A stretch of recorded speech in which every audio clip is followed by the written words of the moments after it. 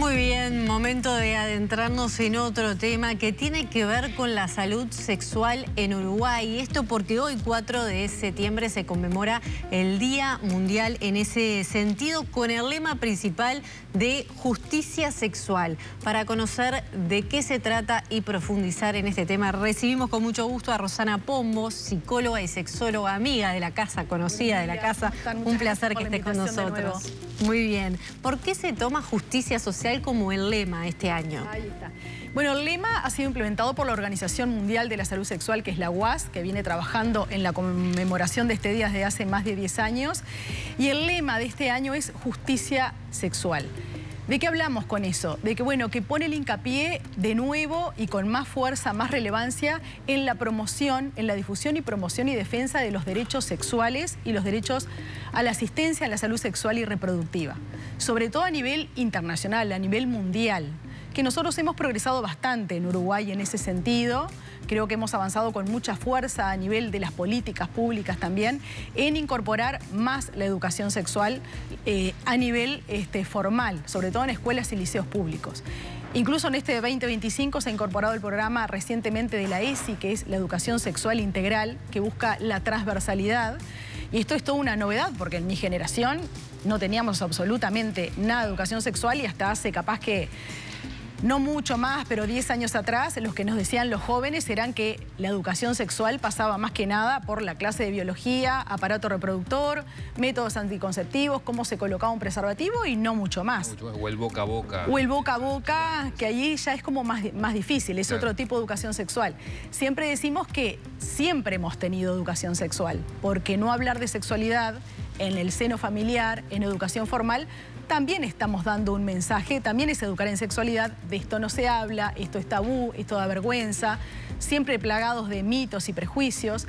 Entonces, en este día de conmemoración de la salud sexual, que es muy importante prestar atención a eso, y los agentes que trabajamos en salud sexual, estar atentos también a los mensajes que tenemos que dar, que es justamente la promoción, la difusión de los derechos sexuales, tener derecho a ejercer una sexualidad libre, responsable y libre sobre todo de discriminación y de prejuicios, la libertad de poder, digamos, ejercer una sexualidad que capaz que no va de acuerdo a lo heteronormativo, o sea, que las personas puedan ejercer una orientación sexual diferente, que puedan sentirse libres, manifestándose con una identidad sexual diferente, con un rol de género diferente, ¿no? Con libertad, sin vergüenza, sin tabúes, sin discriminación.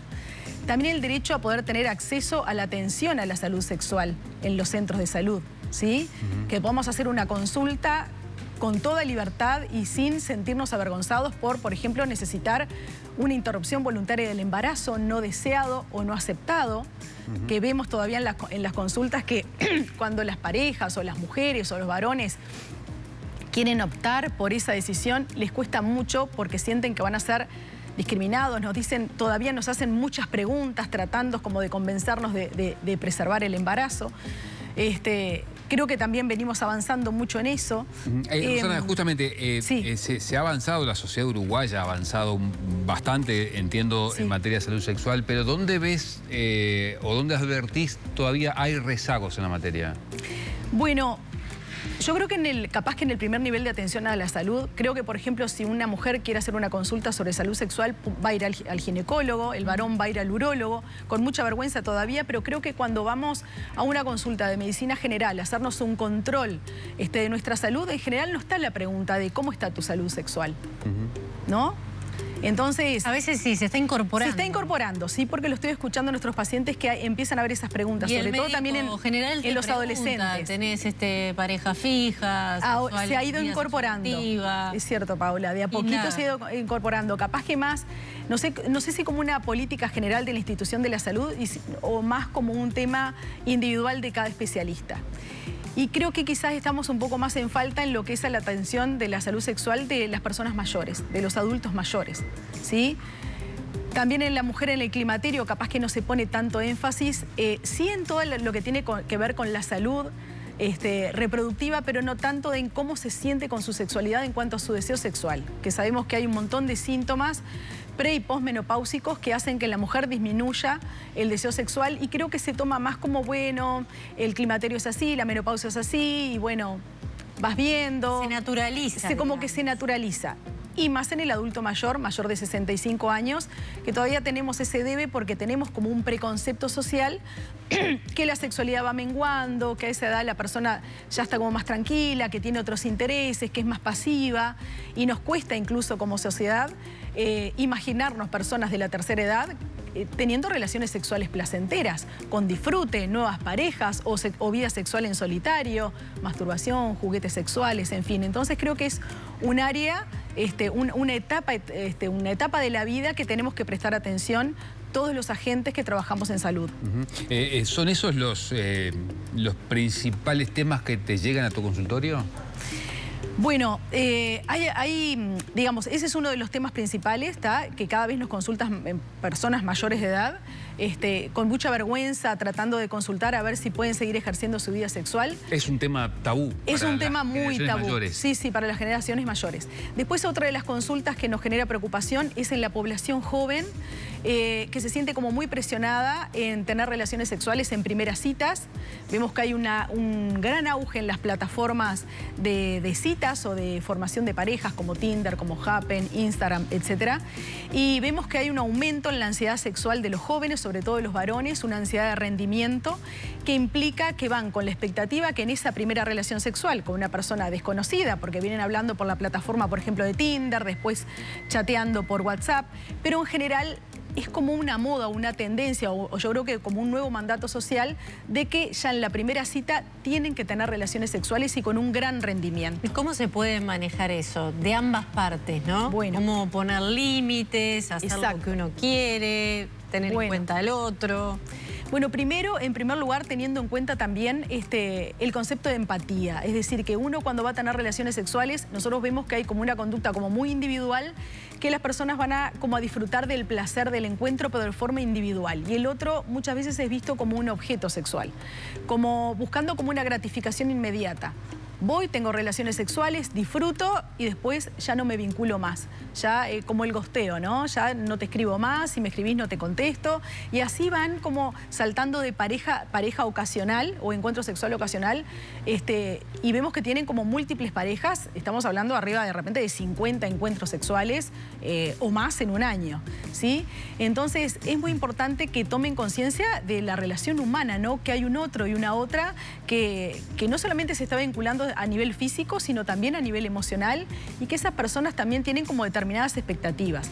Si bien vemos que hay como una tendencia a no me importan los sentimientos, o sea, no reprimo mis sentimientos y me relaciono simplemente desde el punto de vista físico, desde el punto de vista del placer. Como desvincular lo sexual de lo emocional. Disociar lo sexual de lo emocional, pero tiene consecuencias en general, porque la queja de los y las pacientes es que después de esos primeros encuentros, si bien fui como a tener solo sexo y el discurso es no me interesa una relación estable, no estoy buscando pareja, después tengo la expectativa de que me escriba, de seguirlo viendo, de seguirla viendo, y hay una gran frustración después en que no se continúe el vínculo y un cuestionamiento sobre todo en el varón de que quizás no tuvo un buen desempeño, o en la mujer que quizás no tuve muchos orgasmos o quizás no disfruté tanto.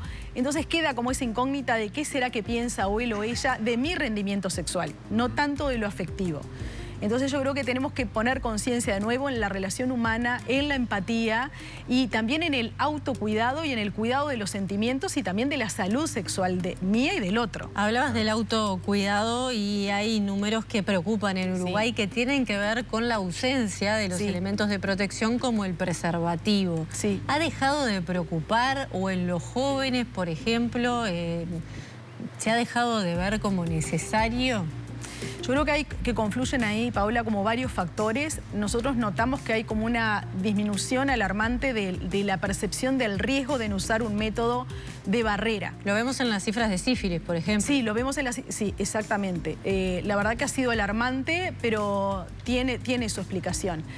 Nosotros lo que vemos, y creo que estamos de acuerdo un poco cuáles son las causas de esa duplicación en solo 4 años en el aumento de los casos de sífilis, y es que no se suele usar quizás como antes. Creo que antes las personas tenían como un miedo al contagio de las enfermedades venéreas, las infecciones de transmisión sexual. Creo que lo relacionaban con algo como relacionado a la muerte o a la gravedad de la enfermedad. Creo que hay una disminución en la percepción del riesgo, porque por un lado creo que está como los jóvenes sobre todo, creo que subestiman a la enfermedad como que, bueno, no te vas a morir de eso, hay cura, hay tratamientos, y también hay creencias que lo vemos en la consulta, que tiene que ver mucho con una falacia sobre la imagen, ¿no? Y nos dicen cosas como, porque nosotros preguntamos, bueno, ¿y tú usaste preservativo? ¿O pediste que él use preservativo? Y nos dicen, no, porque ella hace poco tiempo que dejó con su pareja, me dice que ha tenido muy pocos encuentros sexuales, ella es muy limpita, es responsable, es buena persona, no, él me pareció un chico bien. Cuando sabemos que buscan ciertas excusas para justificar el no uso de... Yo creo que tiene también que ver con una falsa creencia y que justamente que es falta de educación sexual también, ¿no? Porque la enfermedad muchas veces pasa por ser asintomática y la persona no tiene por qué tener a nivel físico síntomas. Entonces, y creo que otra cosa importante es que se está primando mucho el placer inmediato. O sea, los varones muchas veces se quejan de que sienten menos placer con el uso del preservativo y quieren tener un mega rendimiento o les afecta la erección al momento de colocárselo. Y nosotras, las mujeres, que tenemos que hacernos más cargo de eso, muchas veces seguimos con la tendencia de complacer al varón, de dejar en manos de él. De toda esta corriente feminista y de... Seguro, ¿no? ¿Viste esa contradicción? Y además todavía no sabemos poner límites en ese sentido. Exacto, no sabemos poner límites. Es como que el varón dice, me molesta, y la mujer, y bueno, no lo uses. Bueno, por ahora no lo uses porque yo uso el anticonceptivo oral, entonces no va a haber riesgo de embarazo.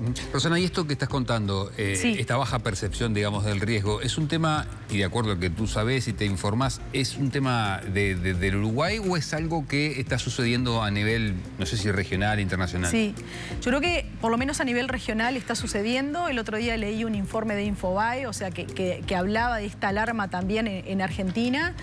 Y yo creo que también tiene que ver con una responsabilidad social o a nivel del Estado, de que creo que se ha bajado también un poco esta cuestión de hablar del tema, de hacer campañas, que creo que hasta hace unos años había campañas muy fuertes sobre el uso del preservativo. Me acuerdo que había como una frase que era conmigo con condón. Creo que se ha bajado un poco la difusión justamente de la importancia del uso del preservativo, de la importancia de tener una conducta sexual responsable, no dejar en manos del compañero o de la compañera el uso del preservativo, del anticonceptivo. Y mismo el Ministerio de Salud Pública ha hecho énfasis en el uso del doble método a la hora de las relaciones sexuales. Un mecanismo de barrera, un método de barrera y el anticonceptivo también. Pero creo que estamos flojos en las campañas de concientización y quizás también habría que prestar más atención en la educación sexual, sobre todo en la adolescencia, donde no hay que hablar solamente del uso del preservativo, de las ITS, sino también de los derechos sexuales. Yo creo que es importante tener talleres de reflexión con los jóvenes, de cómo hacer si uno quiere usar el preservativo y el otro no, cómo empoderarnos frente a eso, cómo poner límites. Muy importante hablar de las infecciones de transmisión sexual antes de la relación sexual. Los jóvenes no hablan de eso. Les parece que es anticuado, que es poner como un obstáculo. Primero el placer, primero la gratificación inmediata. Después me preocupo. Cuando en realidad tenemos que hablar de la salud sexual antes de tener una relación sexual, aunque sea una primera vez. Y también si tenemos múltiples parejas, porque con esto de las apps de citas, con esto de la libertad sexual, que es fabuloso, también si tenemos múltiples parejas sexuales o más de una, tenemos que hacernos chequeos, exámenes de laboratorio para las ITS de forma periódica. Rosana Pombo, sexóloga, muchas gracias por Muchísimas habernos gracias a acompañado ustedes esta mañana. Encantada.